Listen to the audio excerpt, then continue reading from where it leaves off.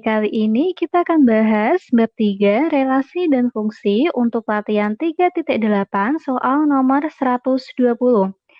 Untuk soalnya ditanyakan bagaimana cara menyelesaikan soal cerita yang berkaitan dengan relasi dan fungsi. Nah, sekarang kita akan ke proses pengerjaannya.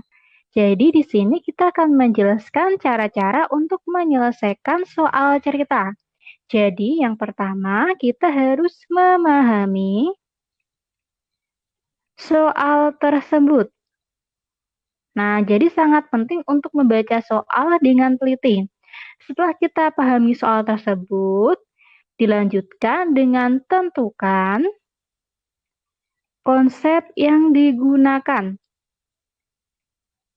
Kenapa? Karena dalam materi relasi dan fungsi itu kan ada beberapa subbab. Jadi misalkan tadi relasi mungkin ada fungsinya, diagram Venn-nya, grafik, dan sebagainya. Jadi kita harus tahu mana konsep yang digunakan untuk menyelesaikan soal tersebut. Lalu yang kedua adalah menyelesaikan soal sesuai dengan konsep yang digunakan. Atau di sini rumus ya, kalau misalkan ada rumus.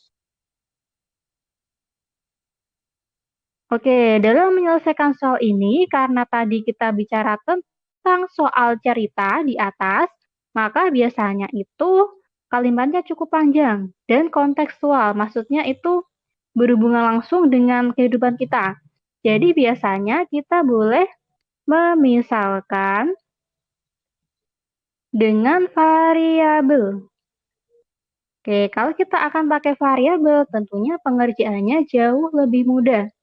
Misalkan banyak siswa yang tidak suka basket, kita misalkan dengan X. Itu kan akan lebih mudah pengerjaannya daripada kita harus tulis panjang lebar. Jadi di awal kita bisa mempersingkat pengerjaan dengan memisalkan sebuah variabel. Lalu berikutnya langkah yang ketiga, setelah selesai, kita akan menarik kesimpulan. Nah, kesimpulan ini jangan lupa kalau misalkan kalian tadi misalkan dengan sebuah variabel, maka kembalikan variabel